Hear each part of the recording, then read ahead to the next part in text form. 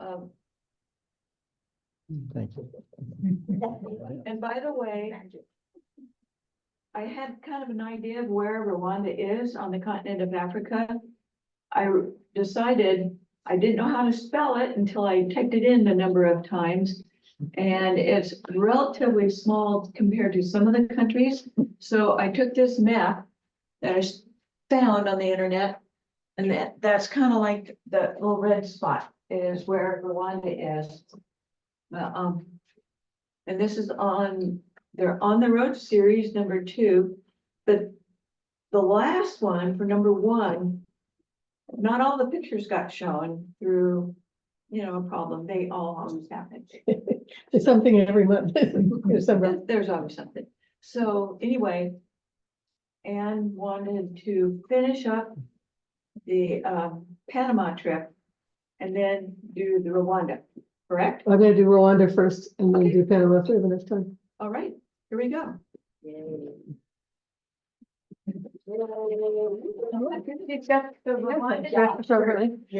Eric's doing a little teaser for our next presentation in June, when we're gonna do our recent trip to Mexico that ended at 7 o'clock last night when we landed at LAX.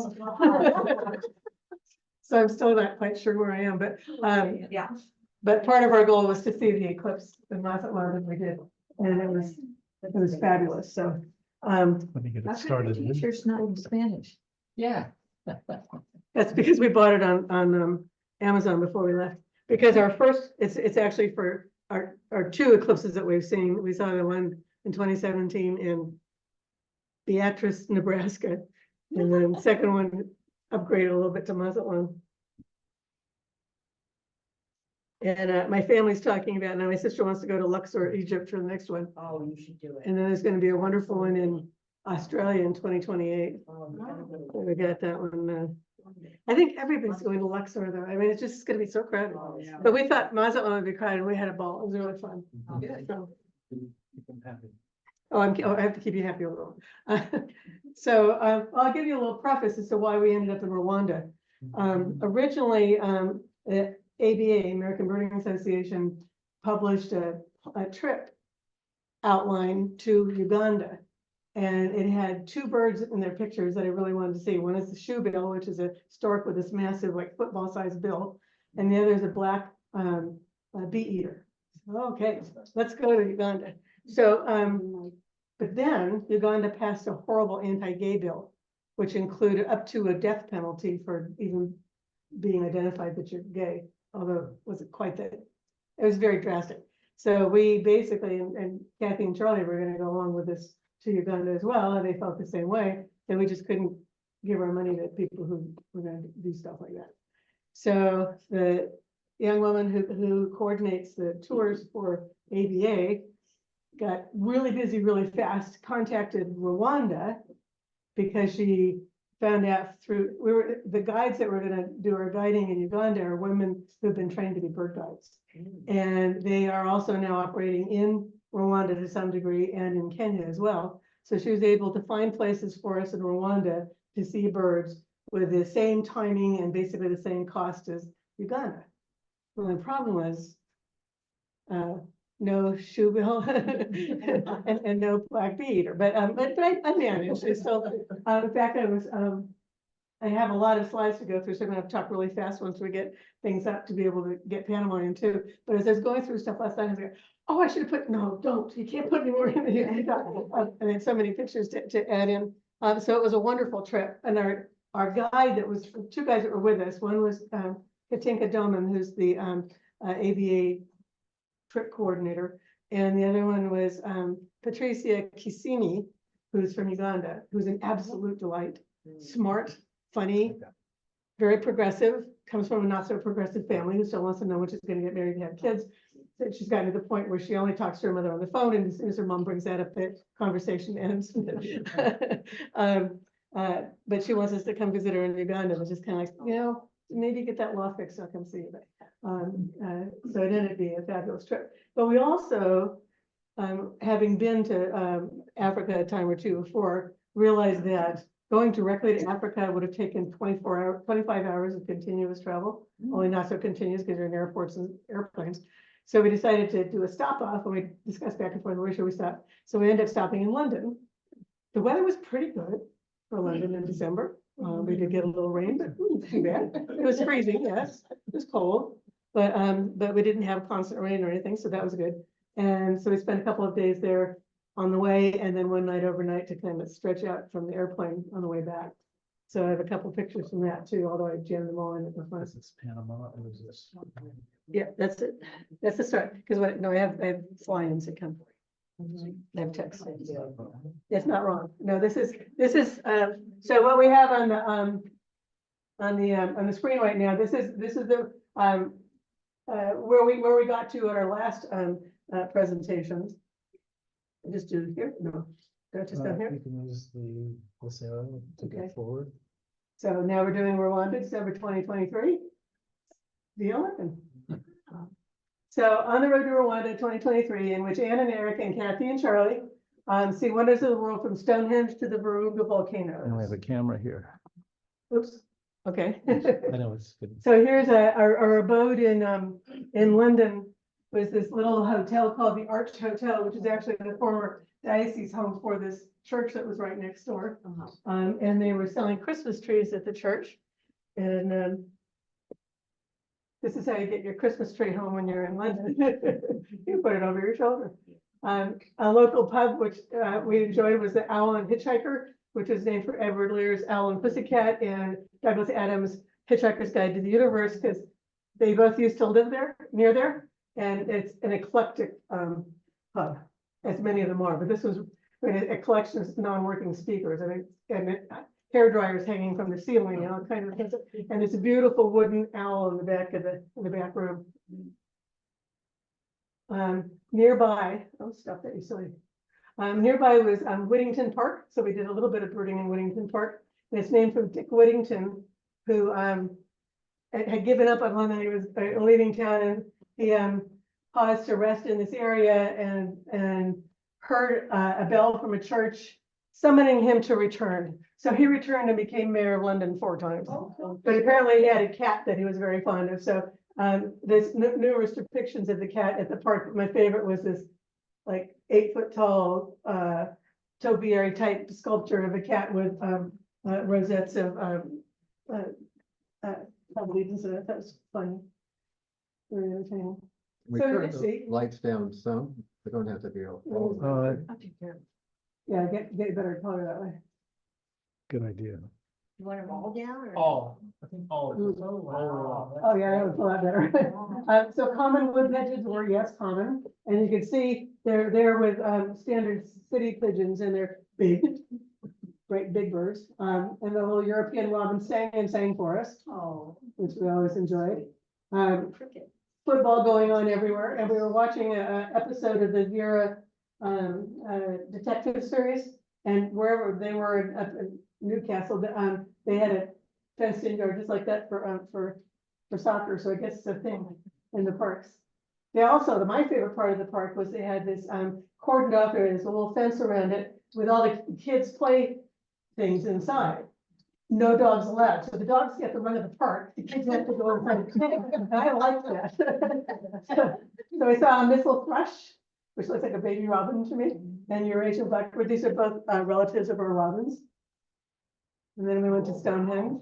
And we went to Stonehenge because I was there 30-something years ago. And Eric and Kathy and Charlie had never been there, so I decided we would go. And it didn't rain on us, but it was windy, and it was, oh, it was still Do spectacular. they have it walled off still or no? No, it's just got that low fence, like It just it's on the okay. first picture, yeah. So we saw Eurasian jackdaws, they kind of make themselves at home on the rocks. The rook, big old razor type. And carrion crows, and then this gentleman comes by apparently just about every day to feed all of the corvid birds that show up to eat out of his hand. It's kind of entertaining. A little cutie, that was the most colorful bird we saw at Stonehenge. We took the tube a lot of places, usually got where we were going. This was kind of an interesting place because it had several different levels of train, so you had to figure out how far you had to go down or up to get to them. Again, we got out of there, so it was good. Well, if you hadn't been there, we'd probably still be there. I did take us in a few circles, but it could have been a lot worse. So Love said this whole store for umbrellas, was pretty bright. And they had helpful signs like look left, unhelpful signs like what are you talking about? And then the third one, the humped, it turned out it was just it was a crosswalk, but it was raised, but I'd never heard it called a humped crosswalk before. So we went to the British Museum, and we went to the British Museum because in my prior trips to London, I had never gone there. And I had always wanted to see what was formerly known as the Elgin Marbles. And they are in negotiation to return these to Greece, but on a loan basis, they're going. But anyway, it's in process. So if we've gone in another 10 years, I might not be there. And they also had cool clocks, a whole gallery of cool clocks and Egyptian statues and all kinds of stuff. Two quick trips to Hyde Park while we were there, one of either How many end. days were you there? Hmm? How many days were you in London? We were there 3 full days on the way there and 1 day coming back. Eurasian magpies and swans. If any of you are fans of Last Week Tonight with John Oliver, the most popular bird in New Zealand is the puteki teki, which is a close relative of the great crested grebe, but looks even funnier. An European shag or cormorant, Eurasian moorhen, got Eurasian names on it because of where we were in Eurasia. Oh, the truth. Gray lag goose, which was a wild bird there, not a escapee. Tufted ducks, which we do see here sometimes as well, a little tuft at the back. And then on the return trip, on the evening of the night that we were there, we took the bus to tour the Christmas lights of London, which was spectacular. But I made the mistake of not going up to the top of the bus when they told us to because it was cold out there. So the pictures aren't quite as clear as I would have wanted, but it was still just amazing. Are those with your phone? Yeah, these are with my phone. So this is even brighter lights. This is heading over the channel, leaving Britain and heading to Rwanda.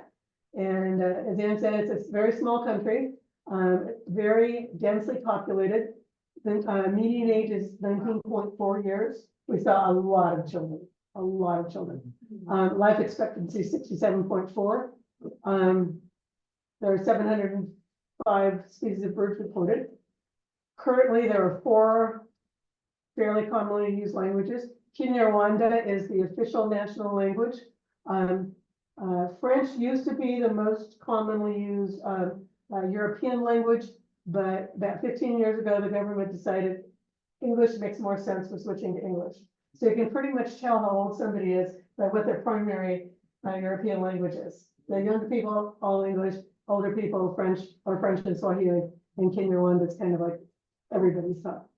And ethnicity in Rwanda is now Banyarwanda, which is an umbrella term for anyone who lives in Rwanda. It used to be the Tutsis and the Hutus, but because of the genocide in 1994, part of their process of expunging that from their, not expunging because they're not forgetting it, but cleaning up the mess that left behind is make everybody one ethnicity. So you're no longer allowed to ask someone whether they're Hutu or Tutsi. Everybody's down there one. It's really amazing what they've done. And in fact, one of the interesting things, probably the most interesting thing to me, other than I love to look at the birds, about going to Rwanda is very different than any other African country I've been to. There's a huge focus on the genocide and on coming together and working together and so forth and so on, and getting all the kids educated, except the problem is the very poorest people still don't have enough money to send their kids to school. But they're working towards a universal education, and it just is really very stunning.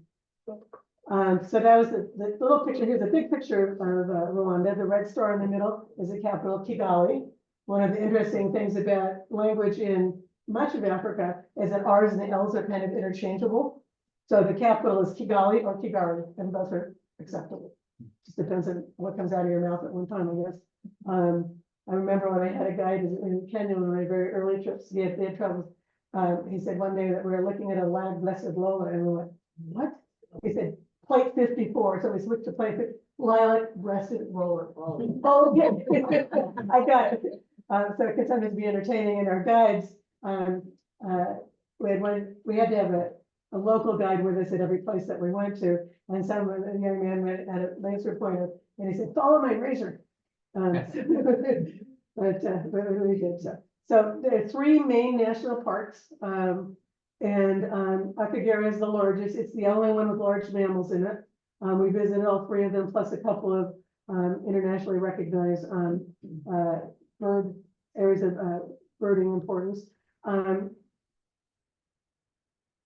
After things settled after the genocide, many people had fled the country and moved back, and they needed space to put all these people. And being a small country with a lot of people, they didn't have much space, and so they started looking at the national parks, and they actually shaved off about a third of the space of Akagera National Park, so that people could farm there. And one of the things that was true throughout our trip was there were people everywhere. When we go out on a trail, almost always run into somebody. And everywhere except the areas that were specifically protected, almost all of it was in agriculture. So it was a very interesting. And the people in the area around Akagera now are saying, we're getting sleeping sickness from the tsetse flies because of the animals that are in the park. So I'll show you, they have traps up there constantly testing. They found no flies with sleeping sickness. And I think people are thinking, if we can make it bad to have the animals there, bad to have the park there, then we can have all that room to farm. And so far that we've been able to stand firm. So we stayed at a hotel called Flame Tree Village in Kigali.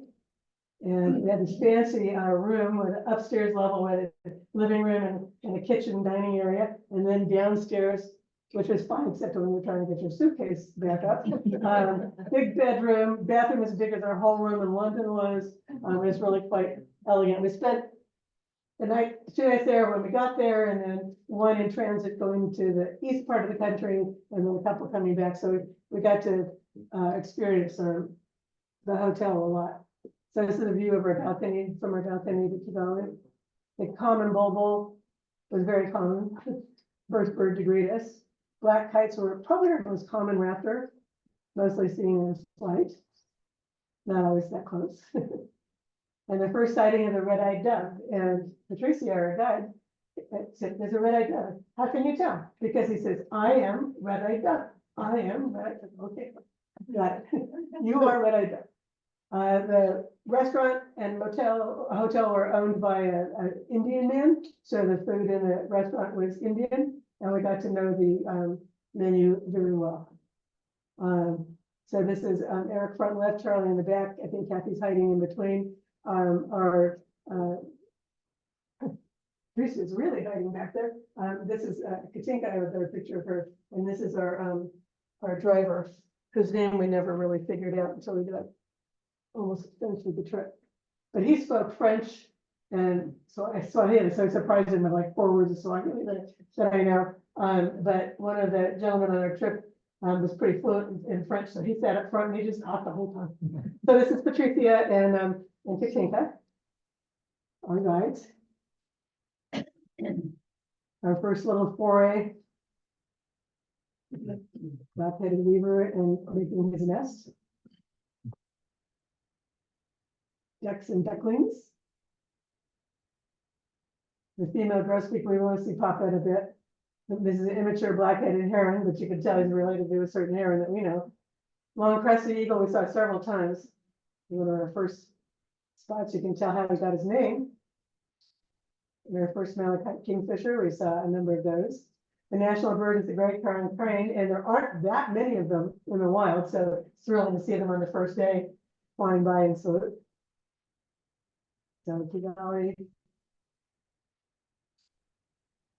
Some of it looks pretty modern, some of it looks pretty basic, but one of my favorites, the white-browed wabinchette, had a very lovely first morning song, or actually before the sun came up song. And I had to come and check and see what we're having for breakfast. This is a wonderful wetland ecotourism park that's literally in the middle of Kigali. So you can see Urban's pretty darn close there. Speckled mouse bird, so cute. They look like little mice with crawling through the bush of the silly long tail. and flowers.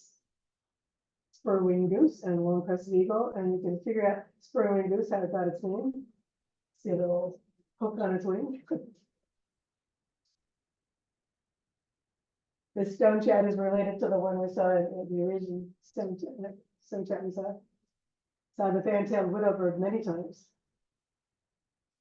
Female scarlet-breasted sunbird, but Papa is an eye popper. These birds kind of take the place of hummingbirds. They don't have any hummingbirds in Africa. So they're very gaudy, they feed on flowers, they're tiny, they're interchangeable to me, some of them, I can't tell them apart. Grayback thistle is a shrike relative, we saw frequently, aptly named. Hadada ibis, well, there you go, Hadada, Hadada, Hadada. Okay, fine. Were any of these new? Or have you seen, were any of these new, or have you seen them? Some of them are new to me. Oh, Some- okay. I've been to Kenya 3 times, so, and Zimbabwe once, so I'd seen some of them before. This is mama variable sunbird and papa variable sunbird. Some of the male variables have an orange belly and some have a yellow belly. That's why they're called variable. It varies a little bit geographically. The cisticolas are small singing birds. Some of them, they have funny names based mostly on their sound. So like this one's called the winding. It sounds like a clock being wound up, but they have funny little names. I love the eaters. These two are adorable. And that was just a morning walk. So then we went to Umusambi village, which is where they have great crowned cranes. The great crowned cranes were kept as, not pets, but as ornaments for people's yards. If they had enough money to have a garden, they would have a great crowned crane there, which of course would have its wings clipped and such so that it couldn't fly. So along with freeing the people after the genocide, they also said, bring us your cranes, we're going to give them a home here. So they have cranes, they're there, they still can't manage in the wild. But they also have some cranes that come in, oh, this is pretty good, and they stuck around, and they've also had some babies with some of the cranes that they rescued. So it's a sanctuary and a wonderful place to look at birds. And you have to be careful not to fall off the high platform. It is a great crane cranes. They're so pretty. So here's the male grosbeak beaver. We saw the female before, kind of streaky, but that bill kind of gives away the bird. And he's working on his nest over on the right there. Pretty spectacular. It's a good thing they're as small as they are, they probably knock their socks out.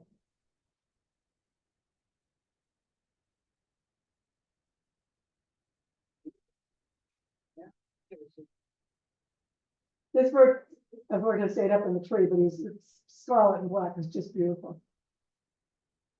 So now we're driving to Akagera Park, and there's, as I said, a lot of agriculture going on and people out there working in the fields with tools like this.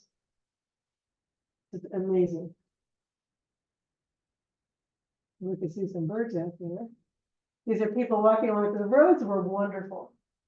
They made a big effort to start improving infrastructure after the genocide. And some of the people who were convicted of crimes during the altercation, who repented, were allowed to cut their time in jail in half if they worked on infrastructure things. So they built roads, they built nice ditches to run the water away from the road. Almost everybody walks or bikes everywhere outside of the main city, but the roads were in very good condition. They're planted with trees all along, as you can see in the middle picture, and along the roads here. They plant more trees than we do along the highway. It's the cleanest place I've ever been. You had to really look to see if you could find any litter. And you can see the lady down on the, apparently they have night crews that come out and keep Kigali and clean, and in all the little towns, they have people who do the cleaning, they get paid for it. And then once a month in many of the small towns and villages, they have a community cleanup and everybody helps clean things up. So it's really spectacular. There's a major cleanup going on there. And stuff that we saw people carrying on the bikes is a sewing machine. And the lady's following with her bench and materials for working it. On the right is a garage to work on cars. You take the little ladder down and get underneath them because they don't have lips. This was out in the middle of the road. There was a wire-tailed swallow and this puff of some kind of plant material. It looked like I thought it was pretty cozy. And so here's a couple of paparazzi looking inside this building where the windows were open and the red-billed firefinches were inside. That's what we told them. That's what you told me you're looking at? Okay. We stopped at this place to look at birds. When we first got there, it was really foggy. And these houses, these are out in the middle of rice paddies. When they harvest the rice, they would put them up in these little huts, which are maybe like 6 by 6, to dry the rice. But they have to put roofs over because it rains all the time in Rwanda. And we had the blue-headed cuckoo and spoonbills and great egrets. Sacred ibises. The birds don't care about the leaves. Now, they don't really care for the birds of the year because they're eating what they're trying to harvest. But this lady was working along with her massive hoe like that man was carrying, and then she stops and pulled out her cell phone. And initially I thought, well, that's kind of odd. And then I remembered hearing even 15, 20 years ago that because of lack of infrastructure of utility poles and things going places, cell phones were kind of like the way people communicate. So everybody's got a cell phone. Much cheaper. But unfortunately, our bus drivers wasn't updated enough to have GPS on it. So at one point he had trouble finding where we'd want to. So this is Patricia showing me this big grasshopper, but I put the picture in, not so much for the grasshopper, but see all the people line? They're all watching us. And it was felt kind of odd, because they would just stand and look at us. But once you said something to them, then their faces would light up and they'd answer. But it's kind of like, I think, a politeness thing that until the other person says something, you just stay quiet. And they'll just, and they're not really too used to 7 white people, birding. It's a little bit different. So they find us very curious. The kids are a little more vocal about it, but the adults would just kind of stand there until you said hello to them, and then they would answer. They don't get very many tourists there, or?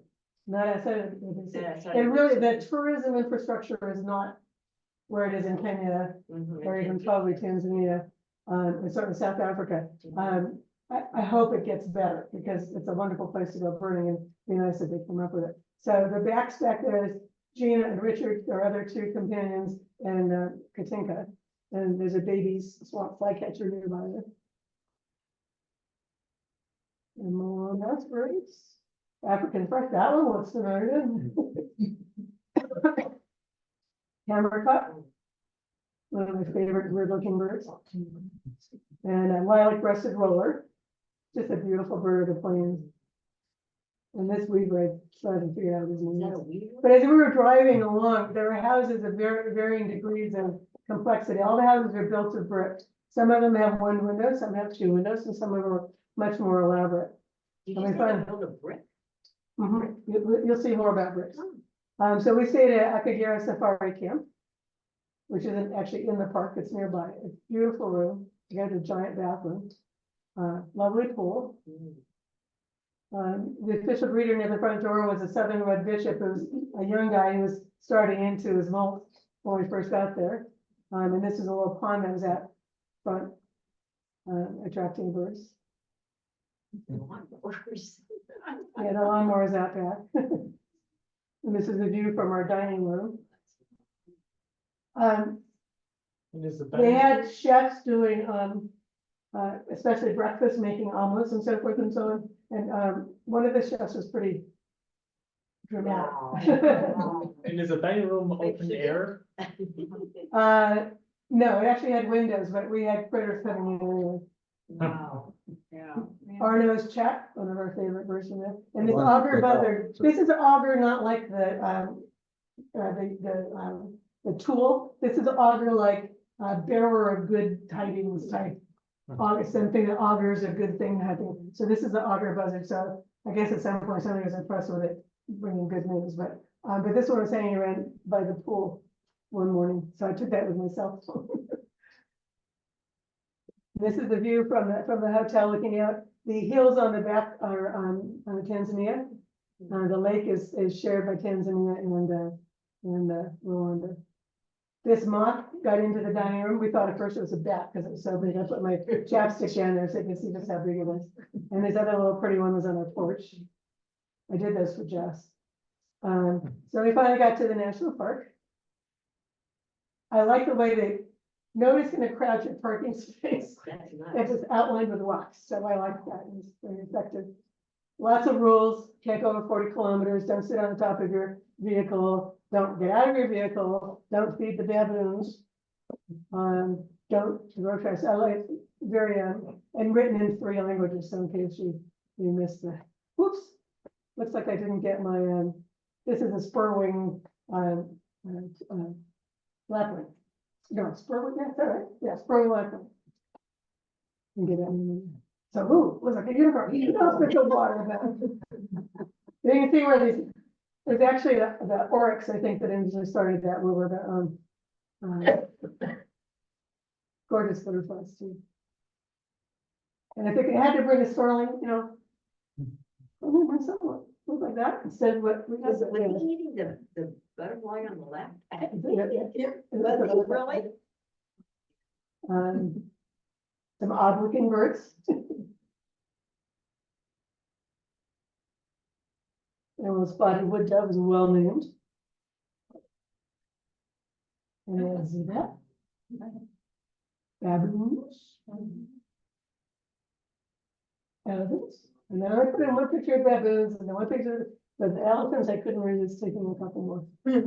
Mom has got a big mom in the front there has a collar and a tractor on it. So they take care of, very good care of all their animals. Warthogs, wart piglets.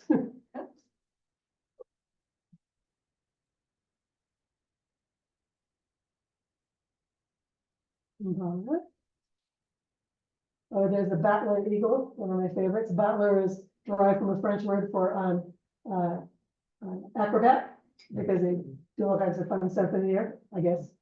And the crested barbet considers himself to be the center of the universe.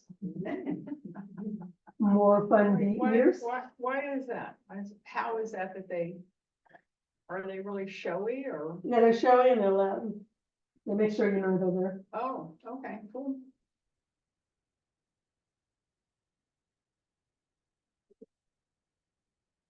This harrier hawk had something that we never saw exactly what it was.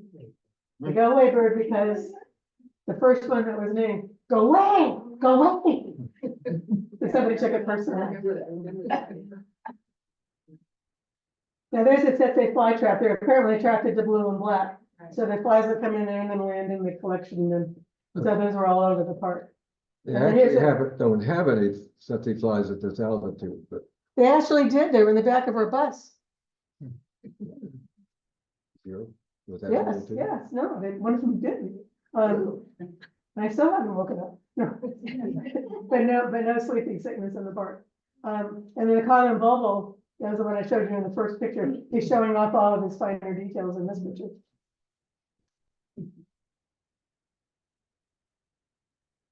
There's a Big mama and a couple of young hippopotamuses there. So back to the elephants and the western cattle egret. So they have the same species of cattle egret that we do, but they've now split with the ones in Asia are now eastern cattle egrets. But the little baby is, I think, That's a little baby. it's a little baby. Really that rust color? Yeah, everything is red because of the dirt. But the little baby's being very well taken care of. They were very careful to keep her underneath. Isn't that sweet? I just love that. Trying to run the belly here. You just stay right here, little one. So then we got on a boat trip out on Lake Ehima Ooh, wow. and went to see the boats. And there's an island that we motored around, but we saw lots of different kinds of egrets and herons and cormorants. Ooh, African fish eagles. Looks kind of like an eagle we know, doesn't it? They're relatives. And he likes fish, as you can see in the right picture. And that's not the clearest picture of the sparkle haired, but I liked it. Yeah. Oh, great shot. There's a crocodile in the water. monitor lizard hanging out, literally hanging out, he's kind of head down on the bank. African darters, like our own human. Yeah. It is like other rookeries, which is kind of amazing. Richard decided to take a little snooze on my stuff, but this is a camp that's got a fence around it, so you're able to get out and walk around a little bit, and Richard decided to take a little snooze. This is the barrier that keeps the animals out. Electric, Is it electrified? yeah. Yeah, It is, okay. you see the red dirt. Eric's cap, he has a white cap that he took with him, after multiple washings, still has a red hue to it.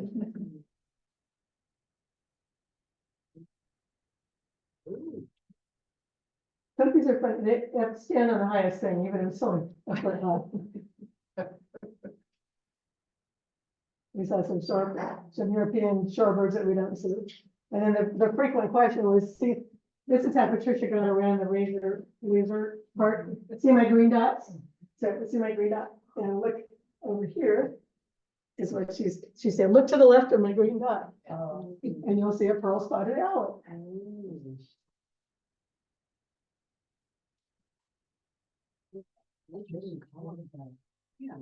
And green pigeons look like pea soup to me. So now, we've been there for 3 days,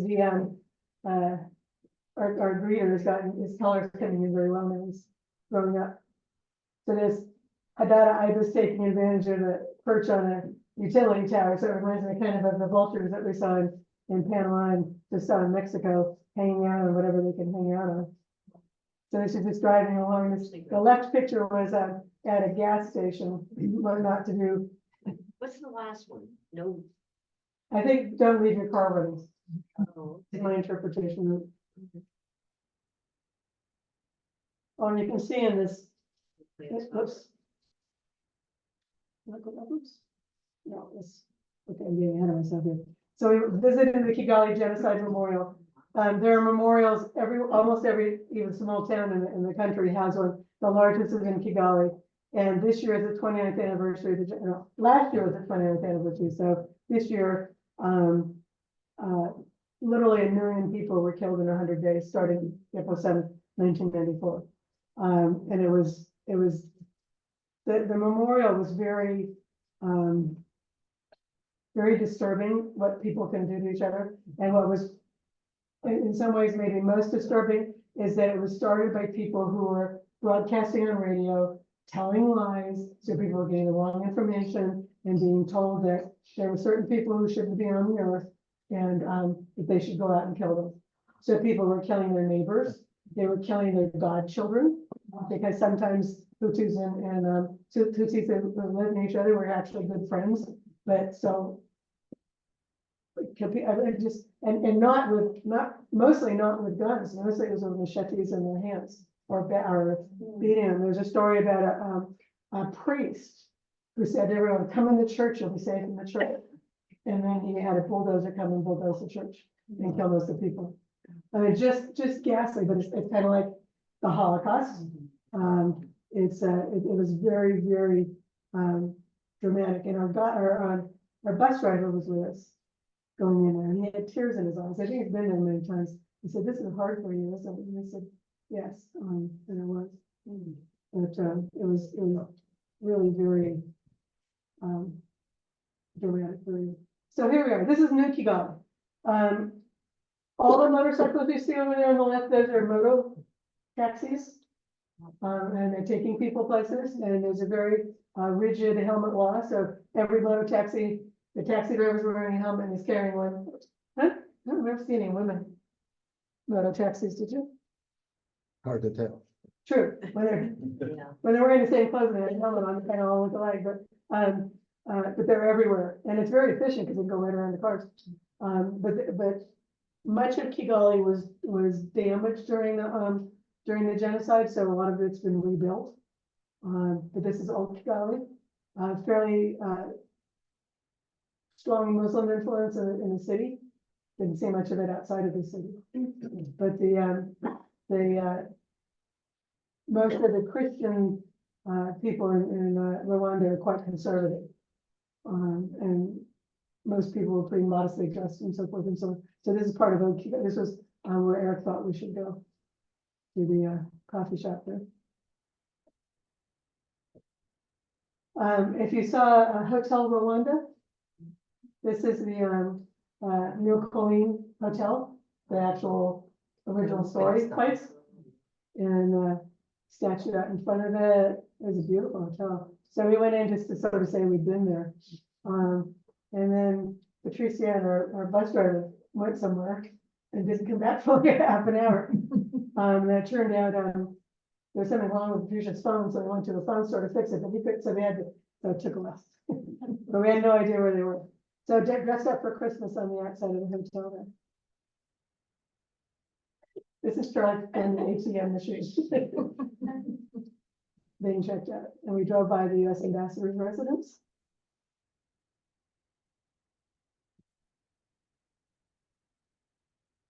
It rains almost every day, so they don't have to irrigate their nursery plants.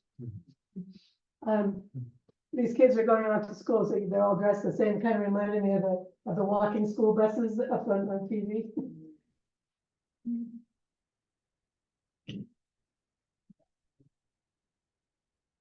I'm not sure if I'd go to a place called Brook Cafe. You're a little concerned about what they might feed me. And they can build these beautiful buildings, but their scaffolding's kind of basic. Yaku Iwaku. Yaku was ours, Iwaku was our house. It was a promo by Primus Beer, and we saw these taverns all over the place that all had Yaku Iwaku on them. And then Lusig was the other big beer brand, so they had their signs too. So many buses and trucks had interesting names on them. Some were probably the name of the organization that owned it, but some of them I think were unique to the people who were driving them. So this one says blessing. So this it's a blessing to have a bus. Shalom. Interesting choice. Fidelity is a good. Oh my God. And the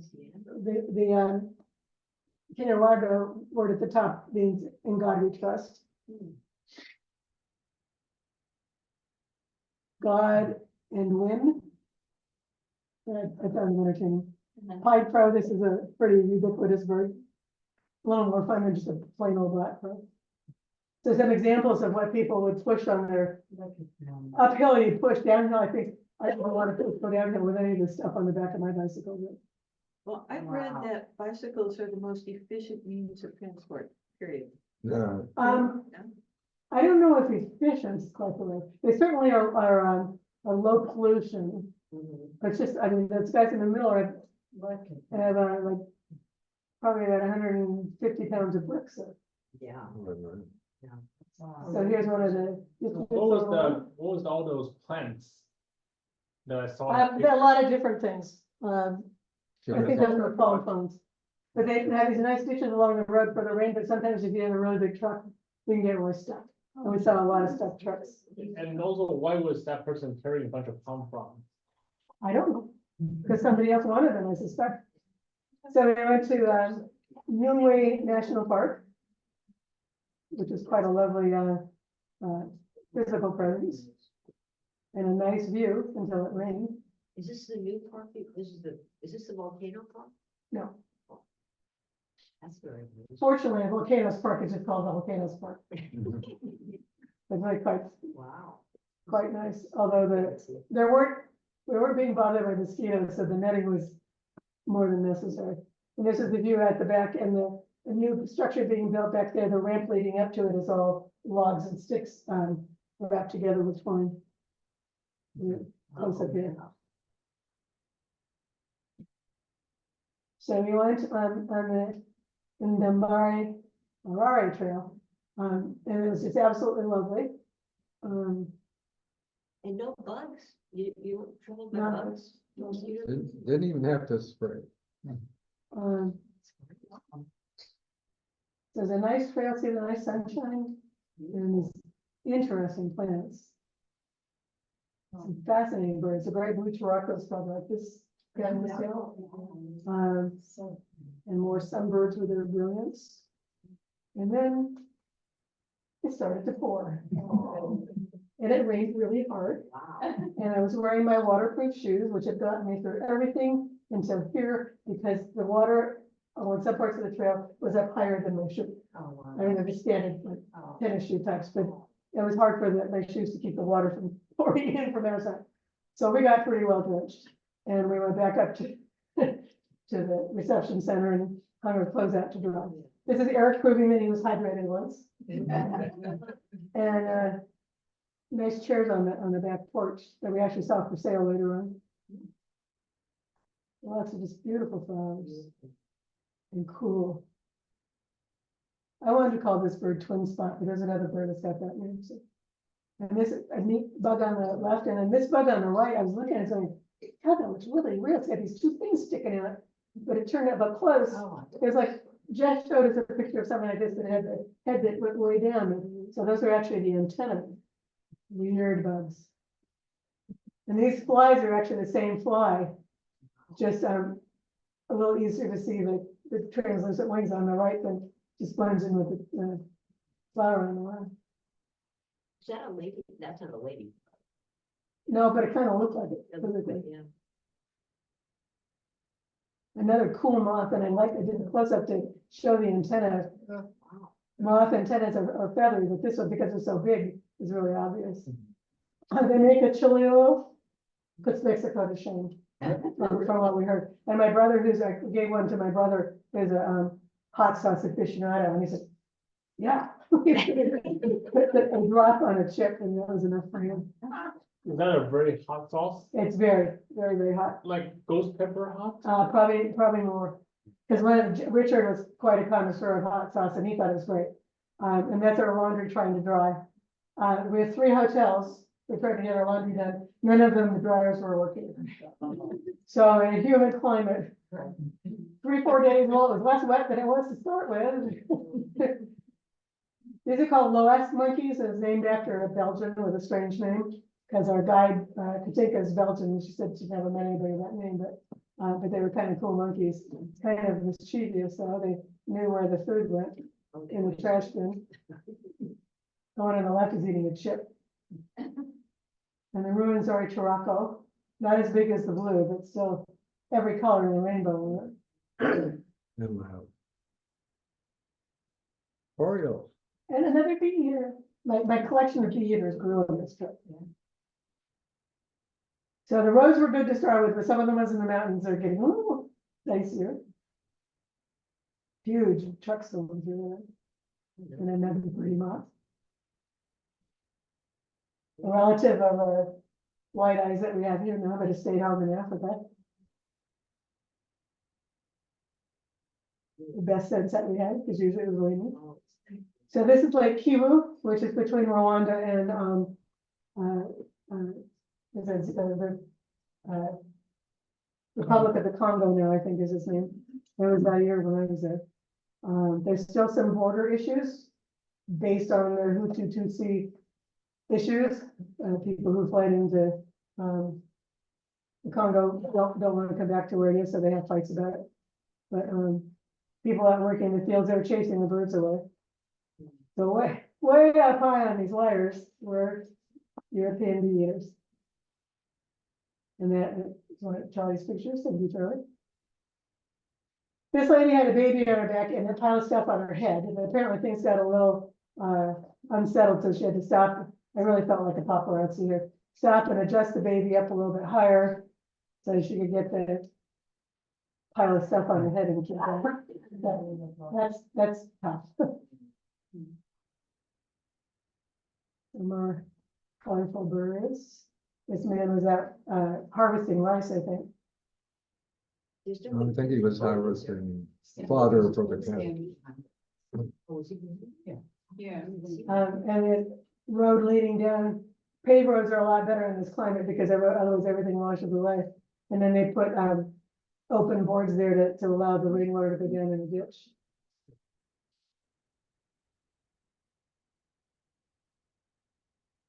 Rwanda is called the country of 1,000 hills, and that's an understatement. How many level is? So Richard, bartered for fruit on a couple of occasions. Then shared it with us, which is really nice, and this is a bus stop with people waiting. What did you have to barter with? Money? Rwandan francs, which are like 1,500 dollars. Something like Something like that. It was a little hard to calculate in your head, what they were talking about. So these folks are bringing, their harvest to the transport boat on Lake Kivu, and a close-up shows you, and it's not an easy life. And apparently, women especially have trouble with their age with their backs, and I can, looking at this all, we saw a house sparrow. The only one. And then we went to stay at Le Bamboo Gorilla Lodge. Near the mountain gorilla place. The lady in the pink and blue there is carrying Eric's 50-pound suitcase on her head. Wow. He that. was She wanted to take my backpack for a while. Really?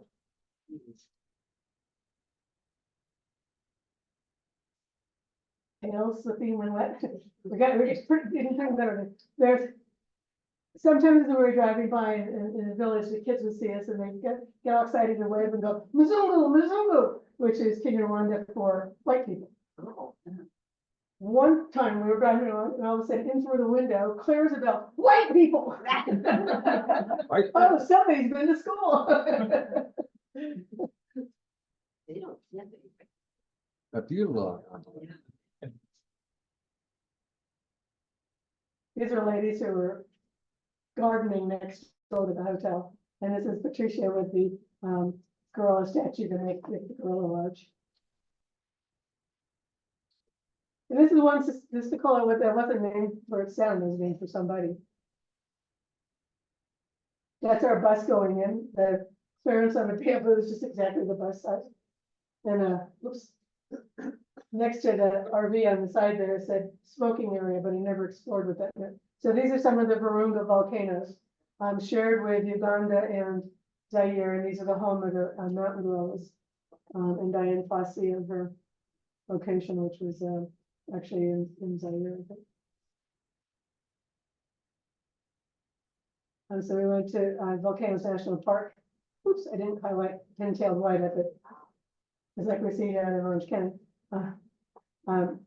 But they had a clinic there for to maintain the good health of the gorillas.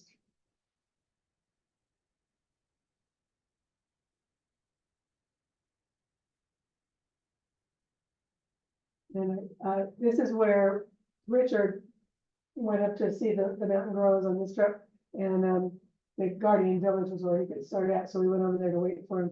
But Can you go back to that last? I don't know if I can. Why didn't you all go? Had you already seen them? The white flowers on the right? This was at 8,000 feet, and he said it was really rough because the gorillas weren't where they're supposed to be, so they blazed a new trail. So you were walking on muddy slopes with wet, freshly cut vegetation material to walk across At 8,000. at 8,000 feet. So it was, he was the only one who was interested in going it. Gina was younger, she probably could have done it. Lungs wise, but she's the one having to do with going through all that stuff, so. So what did you want to, oh, the white flowers here? The pyrethrum. Pyrethrum, the very well-known and effective natural insecticide. So that's, So they grow the flowers for that. Neat bean plant. So this is one of the pictures Richard took with his cell phone, Ranger, of a 6-month-old baby that they saw there. So we went to this not a national park. I think I have a new name, that had originally, I guess, was going to be a hotel, and then they got rid of the hotel but left some of the stairs. But the stairs were not terribly stable, and they were wet. It only rained on us for a little while. We were up there. It was kind of treacherous walking. And then we were entertained one night by local dancers. You notice how they're keeping those baskets on their heads? Yeah. This is my bathroom wall. And we went to another, Yeah. it's beautiful. Beautiful. So, this is Urgesi Marsh, and saw some cool stuff like rolling neck. They weren't really close, unfortunately, the storks.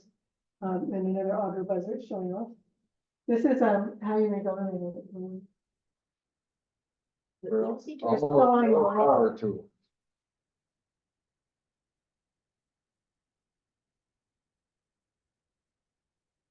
Too much work for me, I'll tell My you. grandparents used to do that. So here we are going along with our guide who was pretty useless. And it was pretty hot, and we got out there in the sun, and we'd walked for about 2 hours. And he said we could go back, we went, there weren't any birds and it's hot, why would we want to go back? Oh, and then we could just go up to the village. 2 more hours and uphill. We were all dehydrated by the time we got there. Katinka went and got, well, I've seen the red chested cuckoo almost made up for it. Katinka went into the village to get us some water, but the lady couldn't figure out what she was talking about, that water.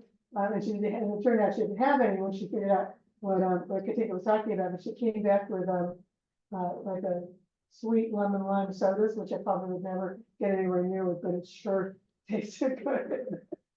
And the sacred eye was flying by as we're climbing up the hill.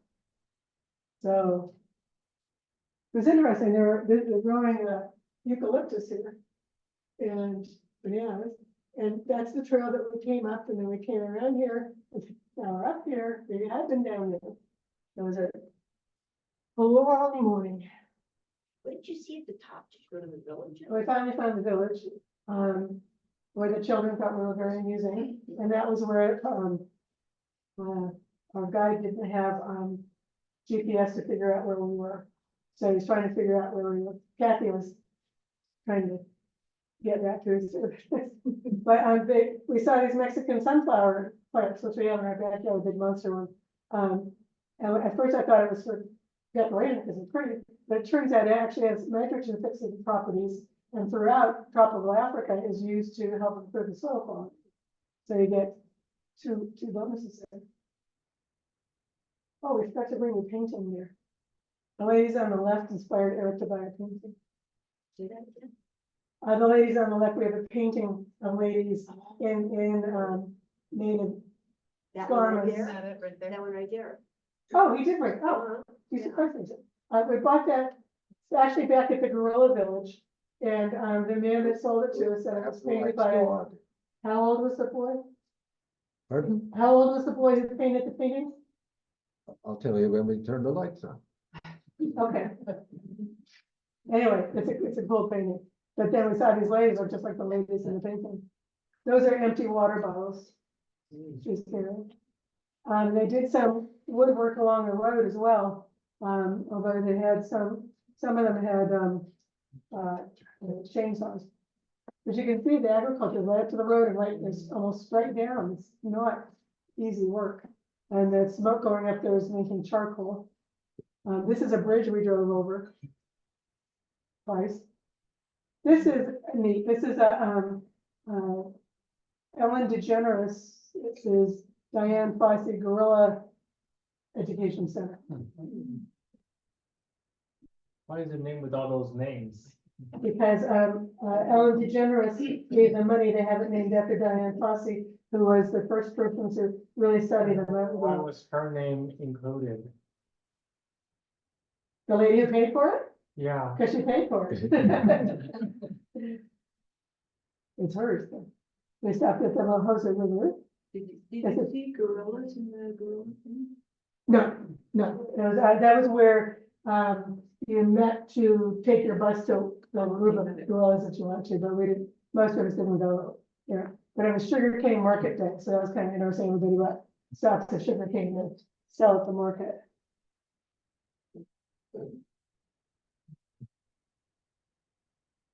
Okay, this is brick making in Rwanda. So you can see these, they're laying out to dry here and then they get stacked up. So this is what the drying bricks look like. So this is what all the houses are made of. So with enough water sprayed on them, one would think they would probably erode like the rest of the hillside, but Is that just made out of dirt? yeah, mixed with water. It's a very plain Clay? soil. Yeah. And then these ladies would carry 30 kilos of them on their head to bring up to where they were eventually probably loaded onto a truck. But what was really crazy, because we were very careful as we were walking down to get out of the way, these ladies were just so astounded by what they were carrying on their heads. Then they would get up to the top and they'd unload it and run back down. Presumably getting paid by the load, so they only get as many loads as they can. And smiling. Yeah, and laughing and talking to each other while doing all this crazy. And then there were some men, when we got back up, there were some men near where the bricks are stacked. I don't know if the men actually, because the women didn't stack them, they just unloaded them. So maybe the men stacked them, I don't know. But they were mostly talking to the ladies and trying to impress them. And Patricia said that they were telling them that they were worth spending time with, and just saying all kinds of crazy things. And they're just sort of walling around like this when they're carrying all these bricks. What did they have on their head before they put the bricks on? Did they have anything on their head or to protect it like a? Yeah. Usually they have like a bandana cloth that's rolled, so that it makes a circle of cloth. But it's Oh, not much. okay. It's not much. Yeah. it's It not was, much. it was just mind-boggling to watch them. Yeah.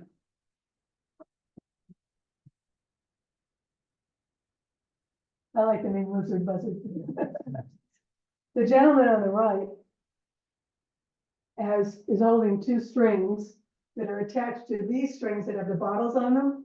They think probably had rocks in them to make noise, and he's pulling them to keep the birds away from the rice. Oh, my And goodness. then what is he doing? He's He's pulling. like the living scarecrow, and he's pulling on the strings to make the bottles move around and make noise to scare the birds away. Okay, so they don't want the birds in the lake or the field or what? Rice patches.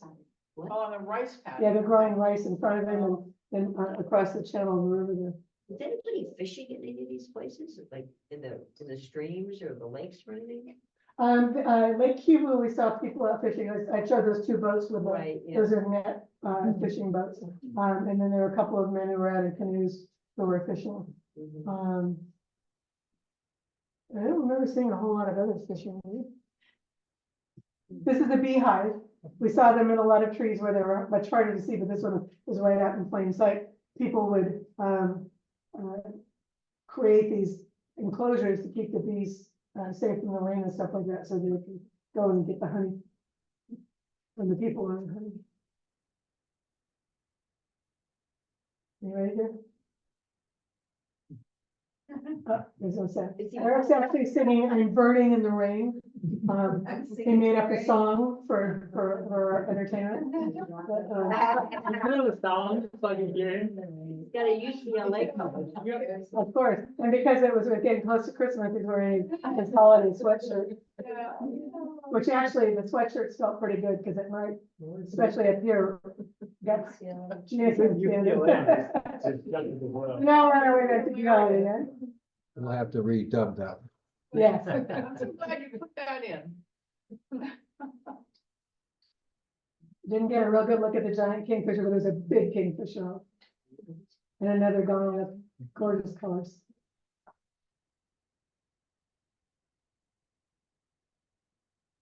And last morning we went out and saw a different area with a few different birds in it. Wait, what was that? It's hard work. Was that a dragon? It's a dragonfly. Is that glass winged or? Jeff is in here, I don't know. Yeah, yeah, wow. It's astoundingly hard work. And that's our bus. Mm. And on top of the bus is an Ono's chat, one of the black and white birds. Saw a lot earlier. So I took a picture of it and then blew it up for the bus. Is this at the national park still? No, this is just a protected, small protected area. This is the blue nape mouse bird. You can see it's got a blue nape. Yeah, it does. A little bigger than the other one. And these aren't great pictures, but we worked really hard to see this bird. So I was really glad I got any pictures of him. Beautiful.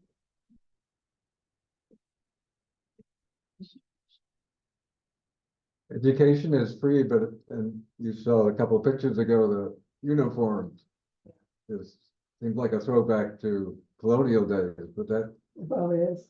eliminates a number of people from going to school because they can't afford the uniforms or the student fees. You know, when we were in Tanzania, we were told the reason why they wear uniforms is because some people have more money than other people. And so if everybody wears a uniform and they have to have the But same that's true haircut, here too. in a lot that's of what they schools do. here. That's why they wear uniforms, Yeah. is so that Yeah, you don't make except anyone that, feel it bad. makes the people who can't afford the uniforms. Right. So they Yeah, can I go to really, I school. understand.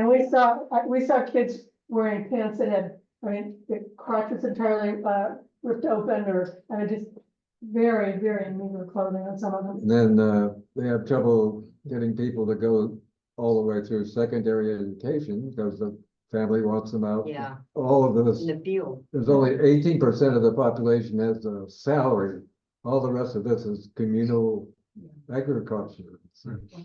And when you consider the average age is 19.4, they need all they need all the workforce in the fields that they can get until something better can be brought in.